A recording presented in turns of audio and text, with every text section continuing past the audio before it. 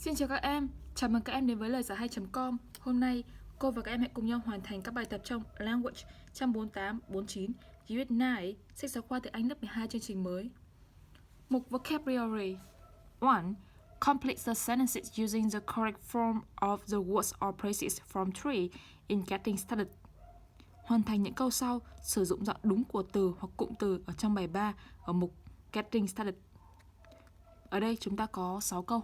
Và nhiệm vụ của chúng ta sẽ phải là sử dụng các từ và cụm từ ở bài 3 trang bên đây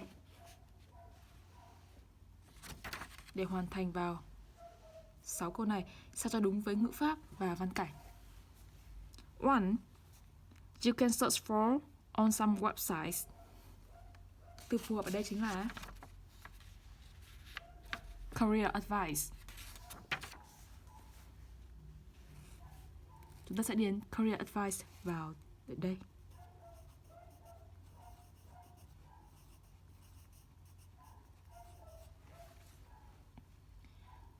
You can search for career advice on some websites. Có nghĩa là bạn có thể tìm kiếm lời khuyên nghề nghiệp ở trên một số website. Thứ hai, he had just begun in teaching. Từ phù hợp chính là career.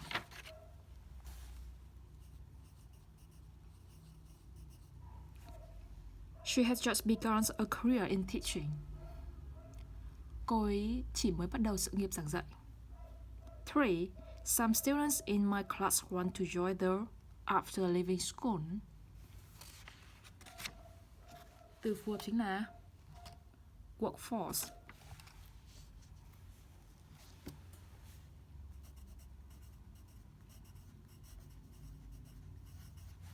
Some students in my class want to join the workforce after leaving school. Một số sinh viên trong lớp tôi muốn đi làm sau khi ra trường. 4. University is not the only for school leavers to pursue further study. Từ phù hợp chính là option.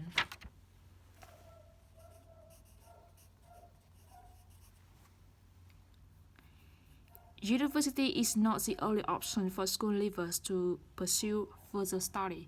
Có nghĩa là đại học không phải là lựa chọn duy nhất cho những người ra trường trong tương lai. 5. You may want to consider work until you decide what you want to do. Từ phù hợp ở đây chính là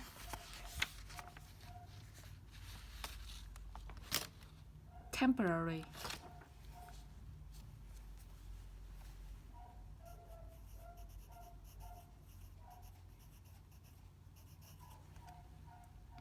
You may want to consider temporary work until you decide what you want to do. Bạn có thể muốn xem xét làm việc gì đó tạm thời cho đến khi bạn quyết định mình muốn làm gì. 6. He has finished his A-levels and applied for himself at a law school. Ở đây từ phù hợp chính là secure. Tuy nhiên các bạn thấy rằng ở phía trước là thì hiện tại hoàn thành, cho nên để song song, để có cấu trúc song song, chúng ta cũng sẽ sử dụng hiện tại hoàn thành ở đây. Had secured.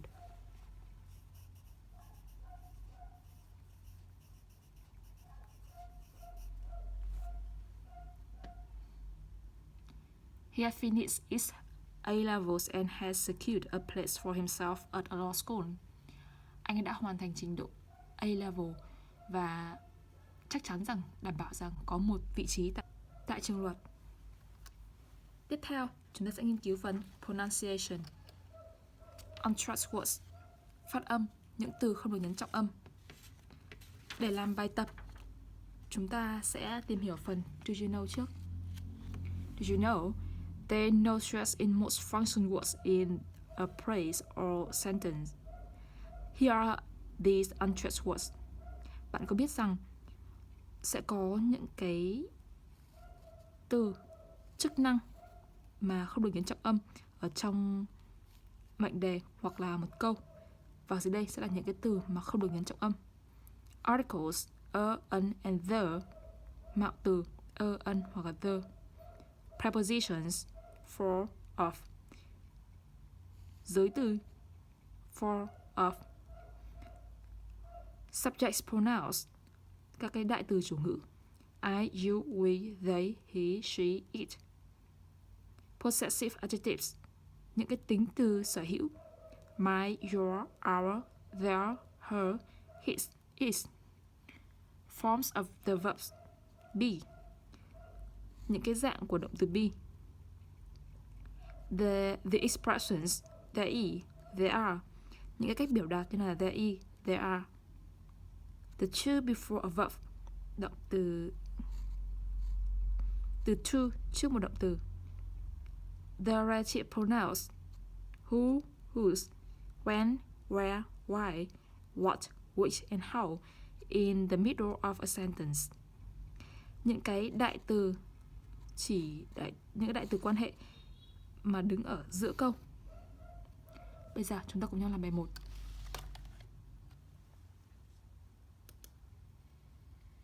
Unit 9,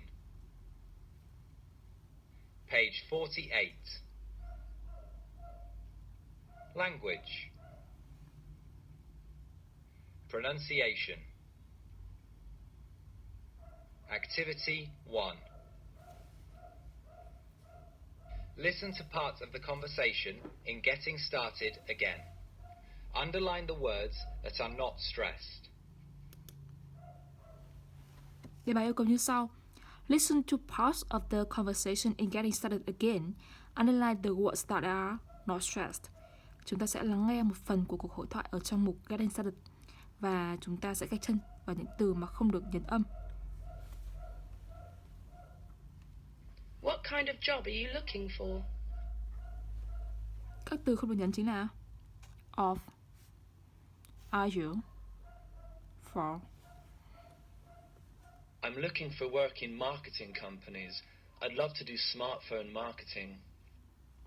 Các từ không được nhấn chính là for, in, either, to. I see. You want to gain work experience and save up some money for university. Exactly. Ở đây, các từ không được nhấn chính là I, you, to, and, up, for. I've secured a university place to study economics. And how about you? What kind of career are you looking for, Mai? Well, Ở đây, các từ không được nhấn chính là I've, a, to, and, of, are you, for. love to work in a hospital. I want to become a doctor. Ở đây, tiếp theo chúng ta có các từ không được nhấn chính là I'd, to, inner, to, a. Then you'll have to study medicine. Tiếp theo, các từ không được nhấn chính là you'll, to. Bây giờ chúng ta chuyển sang bài 2.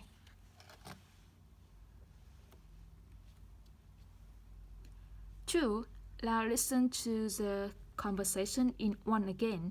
Practice it with a partner. Try to use the correct sentence stress. Bây giờ thì lắng nghe đoạn hội thoại một lần nữa và luyện tập với bạn của mình. Cố gắng sử dụng những cái trọng âm câu. Chúng ta hãy lắng nghe một lần nữa nhé. Unit 9, page 48. Language. Pronunciation. Activity 1. Listen to parts of the conversation in getting started again. Underline the words that are not stressed. What kind of job are you looking for? I'm looking for work in marketing companies. I'd love to do smartphone marketing. I see. You want to gain work experience and save up some money for university. Exactly. I've secured a university place to study economics. And how about you? What kind of career are you looking for, Mai? Well, I'd love to work in a hospital. I want to become a doctor. Then you'll have to study medicine. Vậy là chúng ta đã hoàn thành xong mục pronunciation, chuyển sang mục grammar. Grammar, phrasal verbs, consisting of a verb, an adverb, and a preposition. Ngữ pháp, chúng ta sẽ tìm hiểu về cụm động từ, bao gồm có một động từ, một trạng từ và một giới từ. Trước khi tiến hành làm bài tập, ở đây, chúng ta sẽ cùng nhau tìm hiểu phần Did you know? Did you know some phrasal verbs have three parts, a verb, an adverb, and a preposition? The adverb and the prepositions cannot be separated. Many of these phrasal verbs are often used in informal contexts, and it is difficult to get their meanings from their individual parts. Forms: verb plus adverb plus preposition. Keep up with, go on with, cut down on, get on with, watch out for, drop out of, face up to, look forward to, put up with. The object underlined below always comes immediately after the preposition. Examples: He dropped out of school at 15. If you don't work hard, you won't be able to keep up with your friends. If another verb is used after a phrasal verb, it must be in the ing form. Example: We are really looking forward to seeing you. Equal: We are pleased and excited because we are going to see you. Có nghĩa là một vài những cái cụm động từ có 3 phần, một động từ, một trạng từ và một giới từ. Trạng từ và giới từ không thể được tách rời.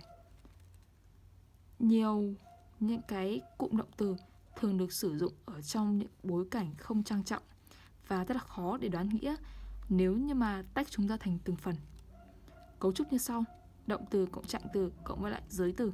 Ở đây là các ví dụ của các cụm động từ. Ví dụ keep up with tức là sánh được với ai. Go on with, đi cùng với. Cut down on tức là giảm đi. Get on with có nghĩa là tiếp tục làm gì đó. Watch out for, canh chừng. Drop out of, bỏ học hoặc là bỏ cái gì đó.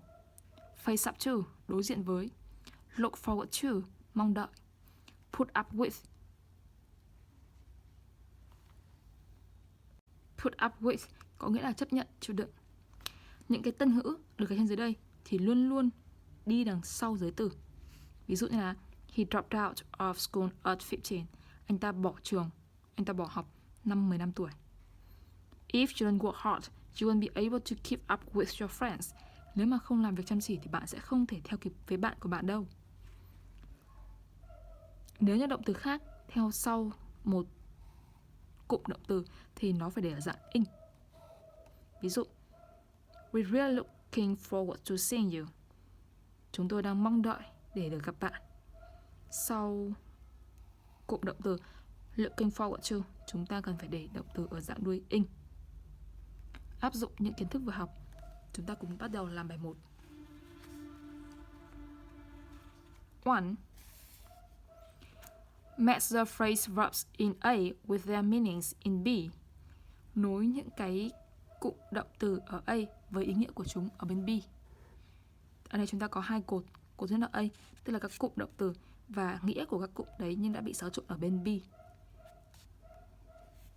Chúng ta cùng bắt đầu tìm hiểu từng cụm động từ một. 1. Go on with có nghĩa là tiếp tục với. 2. Keep up with nghĩa là theo kịp với. 3. Think back on nghĩa là hồi tưởng, nghĩ lại. 4. Talk back to tức là cãi lại. 5. Drop out of có nghĩa là bỏ. 6. Drop in on nghĩa là ghé thăm hoặc là thăm ai đó. 7. Run out of có nghĩa là hết. 8. Put up with có nghĩa là chịu đựng. 9. Cut down on có nghĩa là giảm.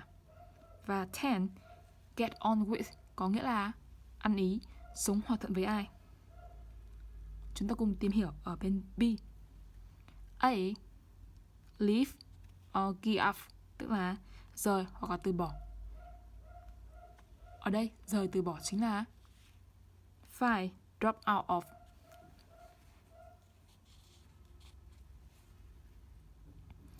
B. Pay a short visit. Thăm ai đó, ghé thăm ai đó chính là các bạn nối với sick. Drop in on. C. Have none left. Không còn lại. Không còn lại chính là 7. Run out of. Hết. D. Tolerance. Tolerance có nghĩa là tha thứ. Tha thứ đây chính là gần nghĩa với 8. Put up with. Chịu đựng. E. Reduce. Giảm. Chúng ta nối với 9. Cut down on. F. Have a good relationship with. Có một mối quan hệ tốt với. Chúng ta nối với can get on with.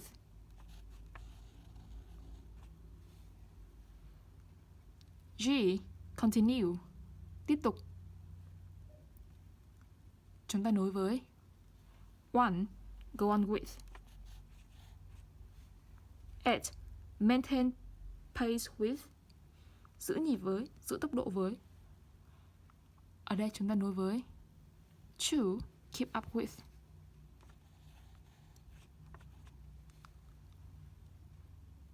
I. Recall. Nhớ lại. Chính là 3.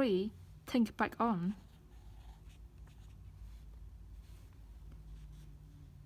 J. Answer impolitely. Trả lời bất lịch sự.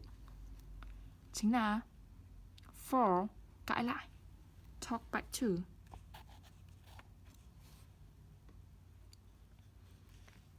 Chuyển sang bài 2.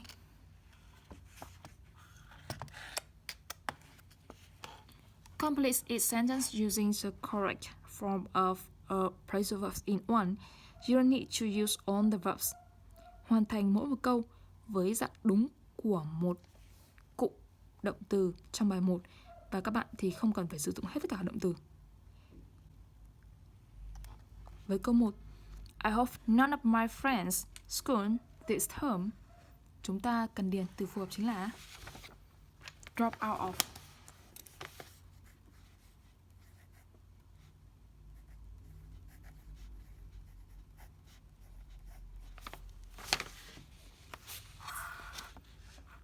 One, none of my friends drop out of school this term.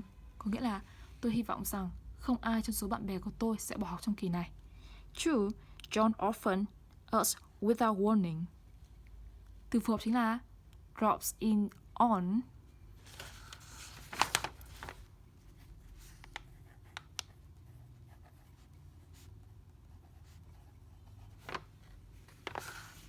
John là số ít cho nên chúng ta sẽ thêm s vào sau động từ drops. John often drops in on us without warning. John thường ghé thăm chúng tôi mà không báo trước. 3. The government is trying not to. The money they are spending on vocational training. Từ phù hợp đây chính là cut down on.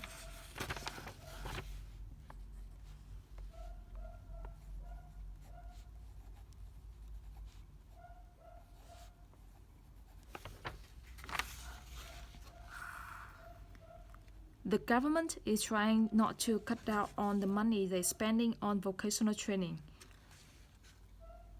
Chính phủ đang cố gắng không cắt giảm số tiền họ dành cho đào tạo nghề. 4. David doesn't his wife. There's always arguing. Ở đây từ phù hợp chính là get on with.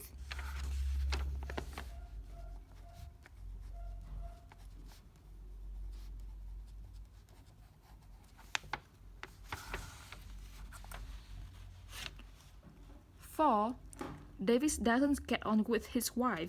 They're always arguing. Có nghĩa là David không hòa thuận với vợ mình. Họ luôn cãi nhau. 5. Linda was about to take a part-time job, but she decided to her studies. Từ phù hợp chính là go on with.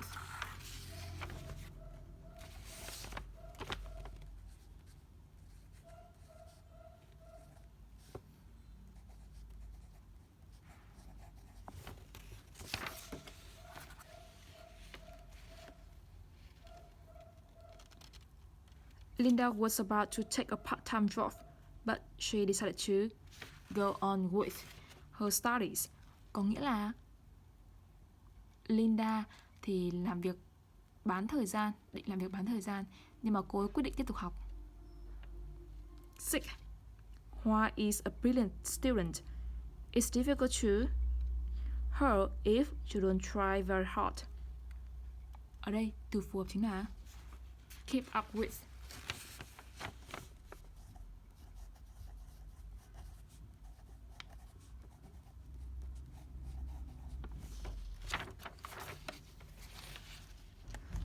Hoa is a brilliant student. It's difficult to keep up with her if you don't try very hard. Tức là Hoa là một học sinh xuất sắc, thật khó để theo kịp cô ấy nếu bạn không cố gắng rất nhiều. 7. I usually might try hard with great pleasure. Từ phù hợp chính là think back on.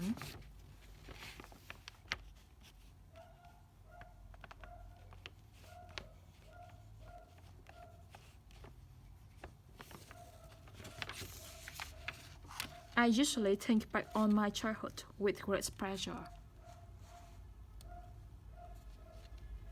Tức là tôi thường nghĩ về thời thơ ấu của tôi với nhiều niềm vui. 8. The trainee hit trainer and was kicked out of the group. Từ phù hợp đây chính là talk back to. Các bạn lưu ý rằng ở đây was kicked để thì quá khứ đơn. Do vậy chúng ta sẽ chuyển số 8. Động từ cũng ở dạng quá khứ đơn. Talked back to. Talked back to. The trainee talked back to his trainer and was kicked out of the group. Học viên cãi lại huấn luyện viên của mình và bị đuổi ra khỏi nhóm. Bây giờ chúng ta cùng tiếp tục đến với mục thứ 2 của phần ngữ pháp. Đó chính là adverbial clauses of condition, comparisons, manner and result. Mệnh đề trạng ngữ chỉ điều kiện, so sánh, cách thức và kết quả. Trước khi tiến hành bài tập, chúng ta cùng nhau tìm hiểu phần Did you know? Did you know? An adverbial clause is a dependent clause that functions as an adverb. The following are some types of adverbial clauses. Adverbial clause of condition beginning with the subordinate conjunctions if or unless it introduces a hypothesis or condition, real or imagined. Example: What would you buy if you won the lottery? Mệnh đề trạng ngữ là một mệnh đề phụ thuộc, chỉ đóng vai trò chức năng như là một trạng ngữ. Có những loại mệnh đề trạng ngữ như sau. Thứ nhất là mệnh đề trạng ngữ chỉ điều kiện bắt đầu với một cái liên từ phụ thuộc là if hoặc là unless. Nó giới thiệu một giả thiết hay là một điều kiện thực tế hoặc là không thực tế. Ví dụ, bạn sẽ mua gì nếu như bạn thắng xổ số? Adverbial clause of comparison beginning with subordinate conjunctions such as than, as, or as. It compares a skin, size, or amount. Mệnh đề trạng ngữ chỉ sự so sánh bắt đầu với liên từ phụ thuộc, ví dụ như là than, as, hoặc là as. Nó so sánh cách một cái kỹ năng hay là một kích thước hay là một số lượng. Example: Lee can speak English as fluently as her teacher. Lee có thể nói tiếng Anh thành thạo như là cô giáo của cô ấy. adverbial clause of manner, beginning with subordinate conjunctions such as, if, like, or the way. It states how something is done. Mệnh đề trạng ngữ chỉ cách thức bắt đầu với những liên từ phụ thuộc, ví dụ như là as, if, like hoặc là the way. Nó thể hiện cách mà một thứ gì đó được thực hiện. Example, he acts as if it were a joke. Anh ta hành xử như thể đó là một trò đùa. Adverbial clause of results beginning with subordinate conjunctions such as so, that, or such that. It indicates the results of an act or event. Example, Jack was so tired that he couldn't go on with his work. Mệnh đề trạng ngữ chỉ kết quả bắt đầu với liên từ phụ thuộc, ví dụ như là so, that hoặc là such that, chỉ kết quả của một hành động hay là một sự kiện. Ví dụ, Jack was so tired that he couldn't go on with his work. Jack rất là mệt, bởi vậy mà anh ta không thể tiếp tục với công việc của mình. Dựa vào kiến thức đã học, chúng ta cùng bắt đầu làm bài tập sau. 3. Underline these adverbial clause in each sentence below, then say what type of adverbial clause it is. Ở đây, chúng ta cần phải gạch chân dưới những cái mệnh đề trạng ngữ ở trong mỗi câu và sẽ nói xem là mỗi một cái mệnh đề trạng ngữ này là thuộc loại gì. Có 5 câu. Câu đầu tiên. If I knew French, I would apply for a temporary job in this company. Đây chính là mệnh đề trạng ngữ chỉ điều kiện với dấu hiệu chính là if. Mệnh đề trạng ngữ chính là if I knew French. Nếu tôi biết tiếng Pháp thì tôi sẽ ứng tuyển một vị trí công việc tạm thời trong công ty này. 2. Laura had just finished training as a cook and now she can cook better than her mother. Đây chính là mệnh đề trạng ngữ chỉ sự so sánh. Than her mother. Laura thì vừa mới hoàn thành khóa đào tạo là một đầu bếp và bây giờ thì cô có thể nấu tốt hơn cả mẹ của cô ấy. 3. My career advisor talks to me like he is my father. Ở đây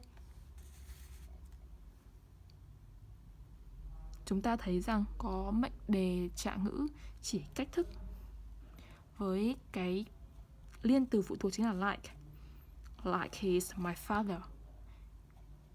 Cái người tư vấn sự nghiệp cho tôi ấy, nói chuyện với tôi như thể anh ấy là bố của tôi vậy. 4. The program at the vocational school was so bad that Nam dropped out of school. Ở đây mệnh đề trạng ngữ chính là that Nam dropped out of school. Và mệnh đề này chỉ kết quả của sự việc. Cái chương trình ở trường nghề rất là tệ và điều đó khiến cho Nam đã bỏ học. 5. He won't be able to go to the university unless he works harder. Đây là mệnh đề trạng ngữ chỉ điều kiện với liên từ phụ thuộc chính là unless. Unless he works harder. Anh ấy sẽ không thể vào đại học trừ phi mà làm việc chăm chỉ hơn. Bây giờ chúng ta chuyển với bài cuối cùng. 4. Combine each pair of simple sentences into one complex sentence containing an adverbial clause. Use the words provided and make any necessary changes. Nối mỗi một cái cặp những câu đơn giản vào thành một câu phức có chứa mệnh đề trạng ngữ. Một từ đã được cung cấp và hãy tạo ra bất cứ sự thay đổi nào nếu thấy cần thiết. Chúng ta bắt đầu với câu 1. 1. Don't be late for work. You may lose your job. Ở đây chúng ta có gợi ý chính là từ if. Chúng ta sẽ chuyển thành câu có mệnh đề trạng ngữ chỉ điều kiện. If you are late for work, you may lose your job.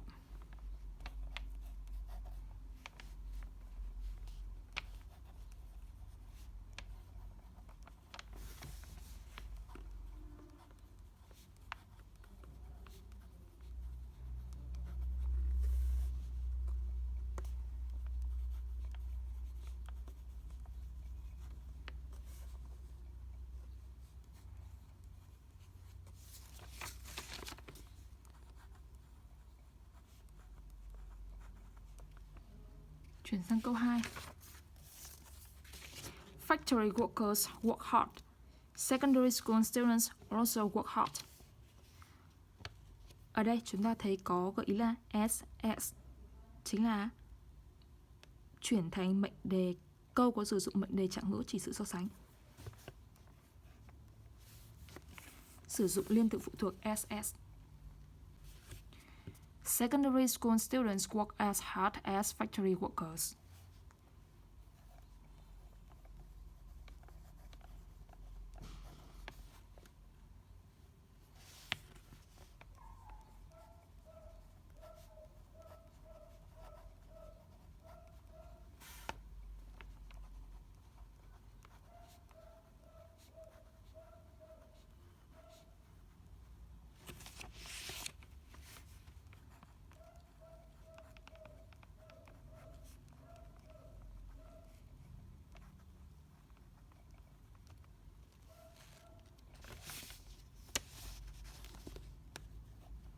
Three. Linda was offered a very good job. Linda didn't hesitate to accept it. Such that chính là chúng ta sẽ chuyển thành câu có sử dụng mệnh đề trạng ngữ chỉ kết quả.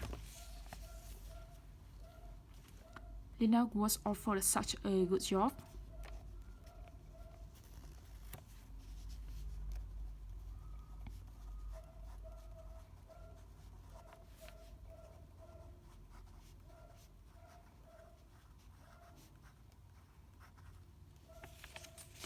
That she didn't hesitate to accept it.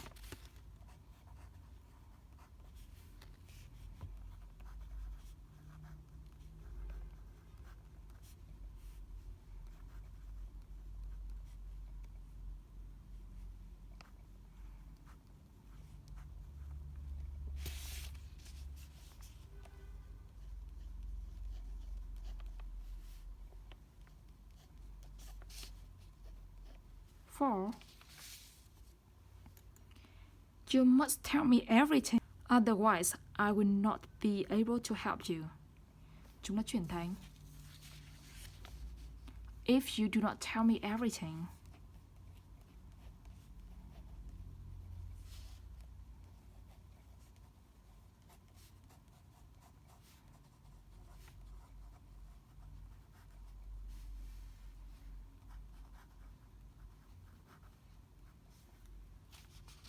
I will not be able to help you.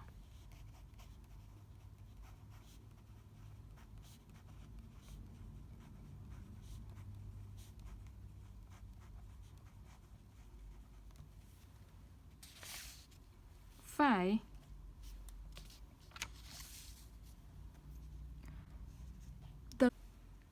The lab instructors had told us the right way to mix the chemicals. We mix the chemicals the same way. Từ gợi ý là exactly as. Chúng ta sẽ chuyển thành we mix the chemicals exactly as the lab instructor has told us to.